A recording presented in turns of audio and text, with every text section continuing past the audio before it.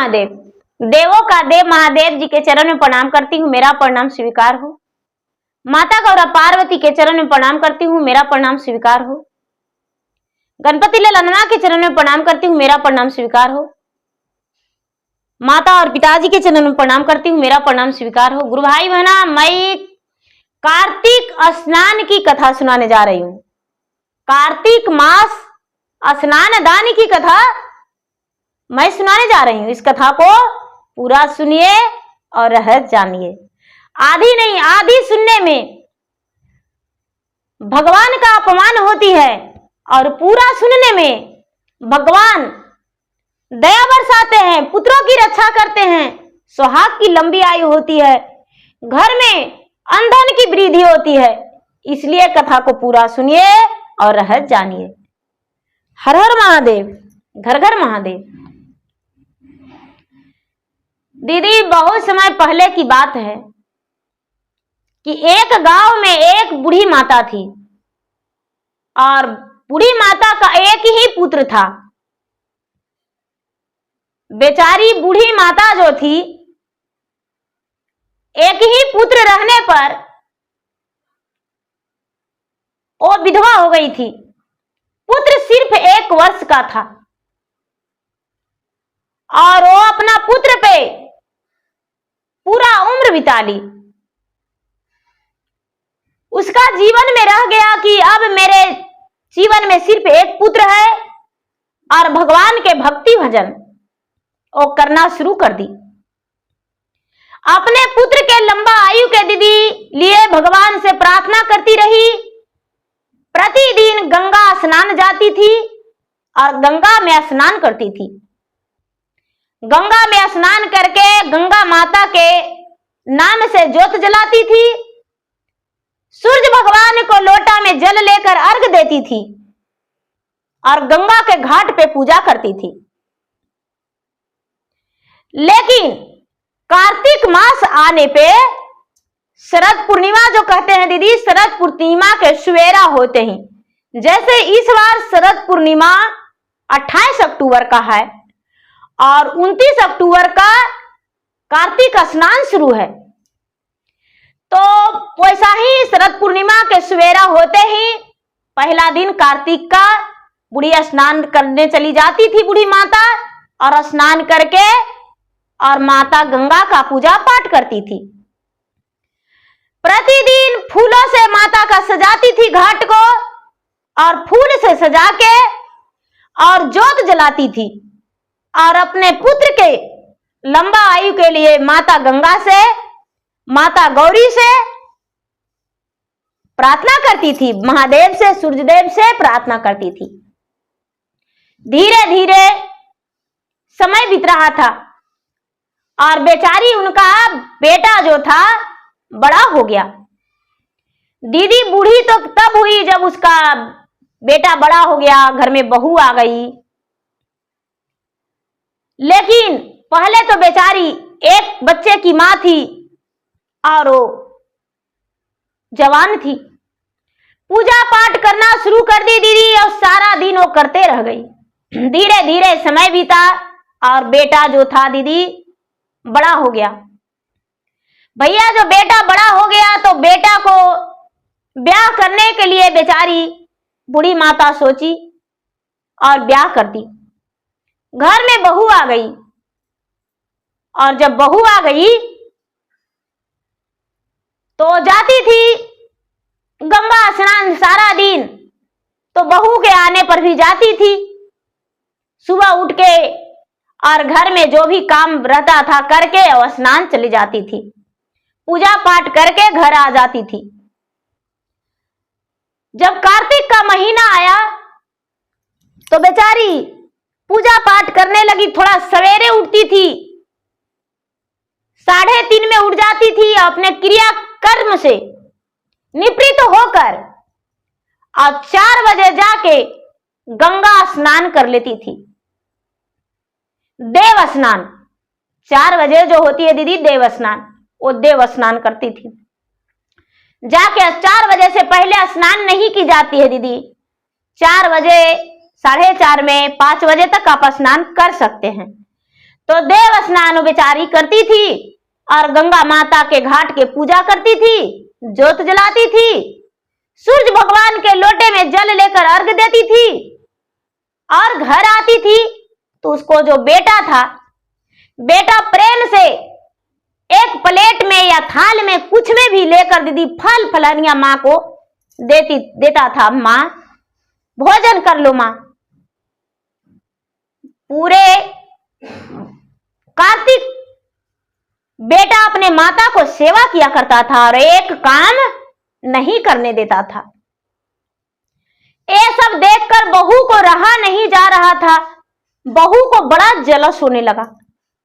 अरे ये सास है, कार्तिक महीना जब से आया है, जब से एक काम नहीं करती है, सारा काम मुझसे ही करवाती है और मेरा पति भी उसी तरह है, अपने माँ में ही उलझा रहता है, माँ को काम नहीं करने देता है और सारा काम अकेला करेंगे। कोई बात नहीं, अभी नई नवेली है तो सह रहे हैं, जरा बसने दो, होने दो पुरान, तब बताएंगे हम सबको। दीदी एक कार्तिक बीता, 2 कार्तिक बीता, 3 कार्तिक बीता, धीरे धीरे बहू का एक बच्चा हो गया। दीदी बहू बस गई, बहू बस गई। बेटा जो था अपने माँ के लिए फलहरियां ला के, सूखा फल ला के, दूध में सिझा के और लड्डू बना के धर देता था। एक लड्डू माँ को प्रतिदिन देता था और एक लड्डू भगवान के, गंगा मैया के भोग लगाने के लिए। एक दिन वो अपना मैके गई और मैके से आई कुछ दिन में, और आश्विन मास था, नवरात्र बीत चुका था, कार्तिक आने वाला था, तो अपना पति से कहती है कि ए जी, हम एगो बात कहने को लिए आपसे बड़ी दिन से सोच रहे हैं, लेकिन हमको कहा नहीं जा रहा है। बेचारा बूढ़ी माता के बेटा भी बड़ी सीधा साधे भोले भाले थे। कहते हैं कि क्या कहना चाहती हो प्राण प्रिय, बोलो क्या कहना चाहती हो। अरे तेरा बातों पे तो मैं मानने को लिए हर बात तैयार हूं, बताओ। बुढ़िया के बहू बोली, मेरा माँ कार्तिक स्नान करती है और मेरा भाभी सारा काम छोड़ देती है मेरा माँ पे, मेरा माँ ही करती है। यदि आप जो कहें तो इस बार हम अपना माँ को बुला ले यहाँ स्नान करने के लिए। मेरा गांव से नदी भी दूर पड़ता है, मेरा माँ जाती है तो जाते जाते थक जाती है, आने में बड़ा धूप निकल जाता है और आने के बाद मेरा भाभी जो है 10 बात सुना देती है। आप यदि कहिएगा तो हम अपने माँ को यहाँ लाएंगे।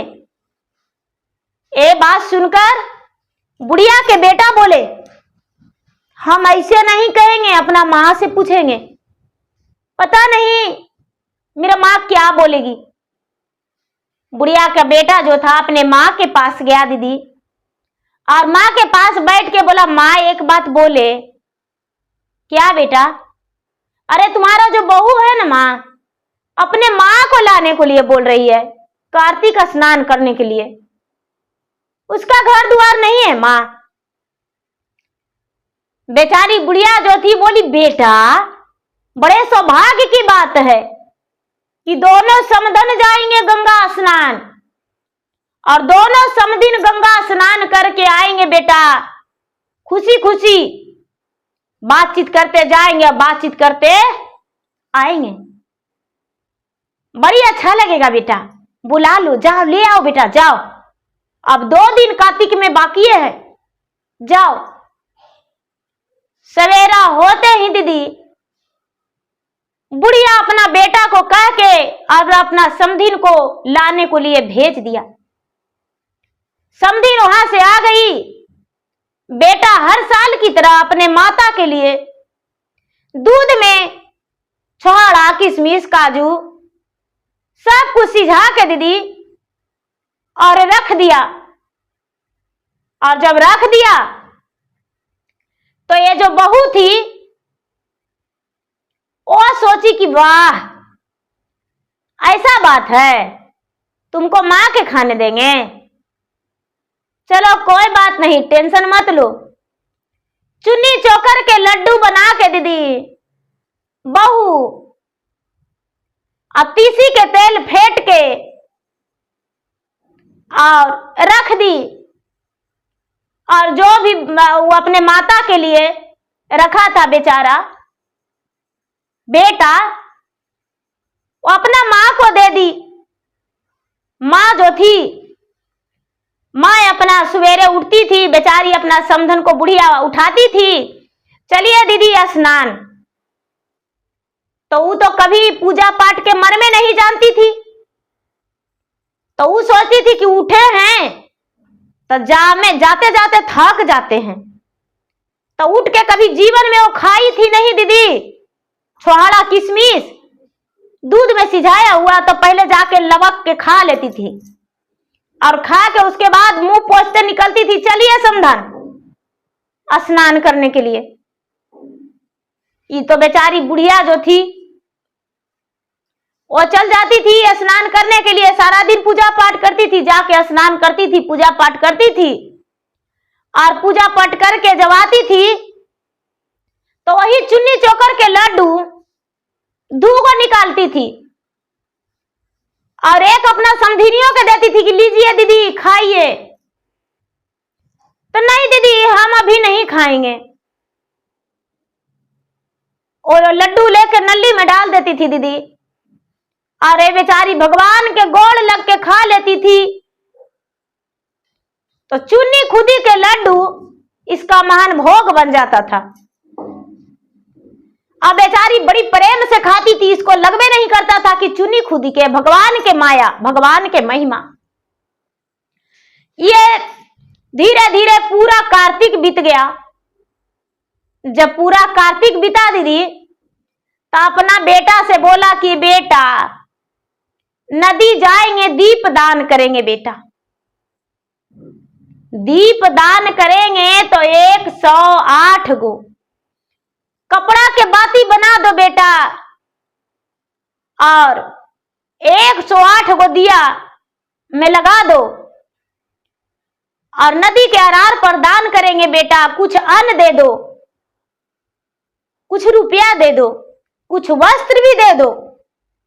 बेटा बड़े प्रेम से अपने माता के लिए सारा तैयारी किया, और अपना सास के लिए भी सारा तैयारी किया, और गठरी लगा के अपने माता के लिए दे दिया दीदी। तो सब लोग जा रहे हैं स्नान करने, तो दोनों समधिन भी लोग जा रहे हैं। जाते जाते वहां पहुंच गए गंगा के घाट पर, तो बेचारी स्नान की, स्नान करके कुछ अन्न दान की, वस्त्र दान की, दीप दान की, और सब कुछ दान करके पूजा पाठ करके जब चलने लगी, तो उसे कह रहे हैं सब लोग कि अरे पूजा करके तो जा रहे हैं, लेकिन कुछ देखें? नहीं, हम कुछ नहीं देखें।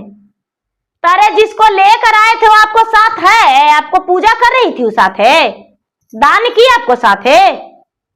तो नहीं, वो तो अलग अपना रखी थी, मेरा समधिन थी।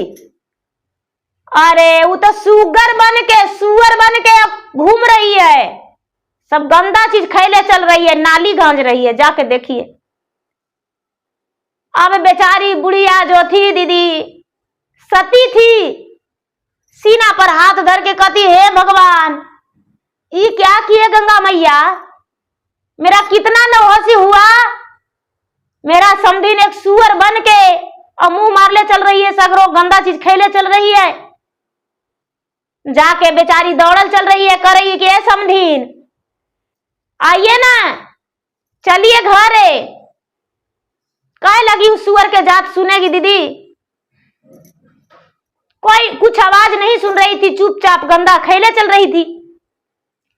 कुछ लोग से बोली कि जाइए मेरा बेटा के कह दीजिएगा कि आपका सास जो है सुअर बन गई है। कुछ लोग दौड़ल दौड़ल गए उसके घर, जाकर बोले कि अरे तुमको माँ तो सीना पीट पीट के रो रही है, तुम्हारा सास जो है सुअर बन गई है, जाके सास के पकड़ के लाओ। दीदी जो बेचारा बुढ़िया के बेटा था वो दौड़ के आया और बड़ी मनी लड़कन के लेकर आया दीदी, और सब मिल के उसको पकड़ा। जब पकड़ा, रस्सा उसा लगा के खिखिया के सुअरिया काटने दौड़ रहा था लोग के, लेकिन फिर भी रस्सा जाला लगा के उसको पकड़ के और ले गया। बड़े बड़े ब्राह्मण के लोग वहां ढूंढ रहे हैं कि भाई ये सुअर तो बन ही गई है, लेकिन मनुष्य कैसे बनेगा, मनुष्य कैसे बनेगा, इसको मनुष्य बना दो। अब कोई नहीं बता रहा है दीदी कि मनुष्य कैसे बनेगा। राज दरबार में ले जाया गया उसको, राज दरबार में लोग लेकर गए। राजा को वहां के पता चला तो राज दरबार में लेकर गए, और राज दरबार में राज पुरोहित बड़ी मनी आए, और राज पुरोहित पतरा देख रहे हैं लेकिन कोई नहीं बता रहे हैं दीदी। एक वहां पागल ब्राह्मण थे, उनका कोई ज्ञान नहीं था, पगला पंडित जी सब कोई कहता था।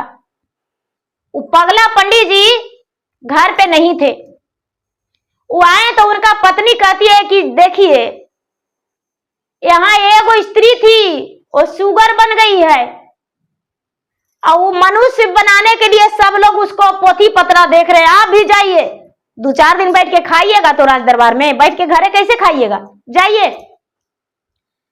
तो पंडित जी एगो पोथी पत्रा ले लिए दीदी, और लेके घर से निकल गए। तो रास्ता में सोच रहे पंडित जी की सबके तो लूर है पोथी पत्रा पढ़ने के लिए, हमको तो कोई लूरे नहीं है, हम क्या करेंगे। तो राहड़ के खेत बीच में पड़ता था दीदी, तो वहां पर पेड़वा के पास बैठल थे, तो रहड़िया के खेतों में से सियार और सियारिन हुआ करता है। तो पंडित जी कहते हैं कि अरे हुआ क्या कर रहा है, 2-4 दिन में तो मेरा प्राण चल जाएगा, खाना है तो आज है खा लो। तो सियरवा कहता है कि अरे देखो पंडित जी आज है सिर बिछा रहा है कि खा लो, इसको कैसे खाएंगे, नहीं इसको नहीं खाएंगे। तो सियरिनिया कहती है कि तो सच बता दीजिए क्या बात है। अरे तुमको पता नहीं है, ये जा रहा है तो ये क्या करेगा, कुछ नहीं करेगा, राज दरबार में जाएगा, 2-4 दिन रहेगा, खाएगा, 2-4 डंडा पिटाएगा, चल आएगा। सियरिना बोली राज दरबार में, तो हाँ एगो बुढ़िया थी, तो उसको पुतोहिया समधिन को बुलाई थी गंगा स्नान के लिए, और समधिनिया आई है।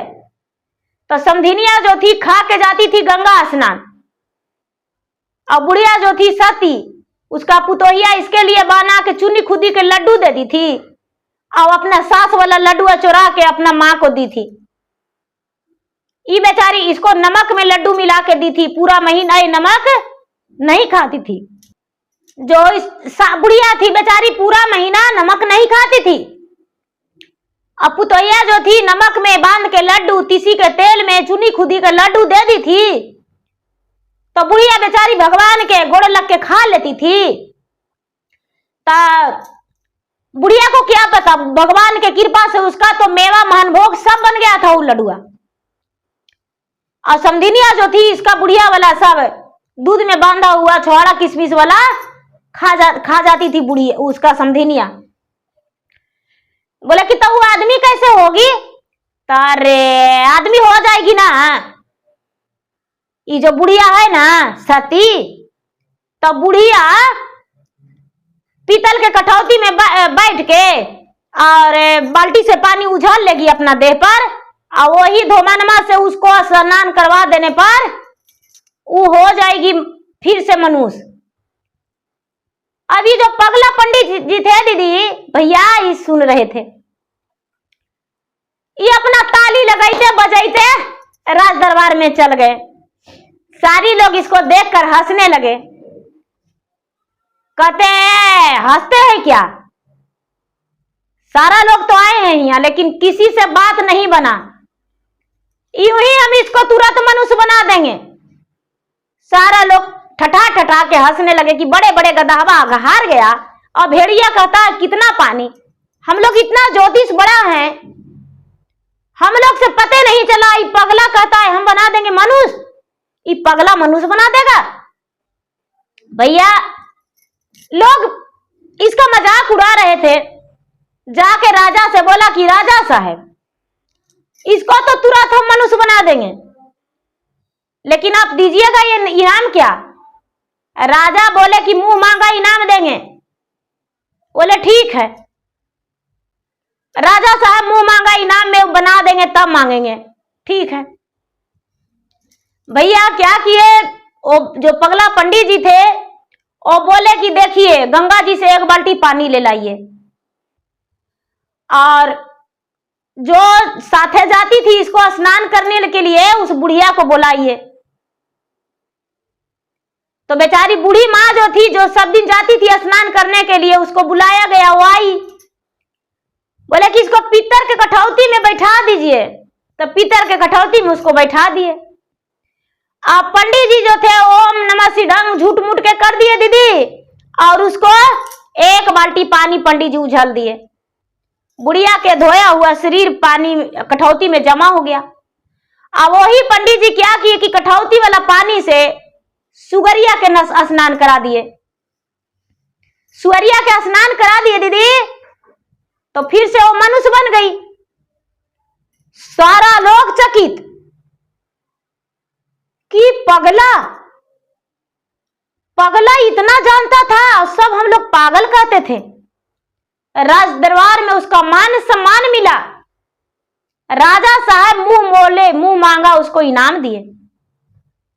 पगला हंसते गाते बजाते अपना घर गया और अपना पत्नी से बोला राज दरबार के राज पुरोहित हम बन गए, और राज दरबार में मुझे बहुत इनाम मिला, बहुत रुपया पैसा सोना चांदी सब कुछ मिला।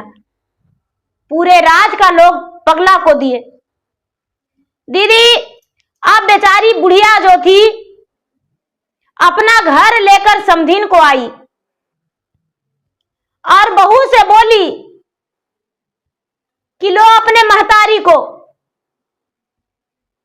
महतारी कहती है, बहू कहती है कि माँ जी हमसे बहुत बड़ा गलती हो गया था। हमको माँ तो पूजा पाठ के कभी मन में नहीं जानती थी, लेकिन हम छल करके अपने माँ को बुलाए थे। हमको नहीं पता था कि इतना बड़ा सजा मुझे मिलेगा, और आपके लिए बनता था वो माँ के हम खिला दिया करते थे। और जो चुनी खुदी चोकर चालते थे वो जमा करके हम रखे हुए थे 2 महीना से, और आपके लिए लड्डू बना के तिसी के तेल में नमक फेंट के आपको हम दे दिए थे। मुझसे गलती हो गया माँ, माफ कर दीजिए। सास बोली बेटी भगवान से माफी मांगो, मुझसे नहीं, अपने माँ को सुखी जीवन घर पहुंचा दो। बहू जो थी अपने माँ को घर पहुंचा दी अपना मायका, और सास के साथ खुशी से रहने लगी, सुखी जीवन बिताने लगी। बुढ़िया जो थी धीरे धीरे समय बीतने पर समय पूरा हुआ तो स्वर्ग की प्राप्ति हुआ।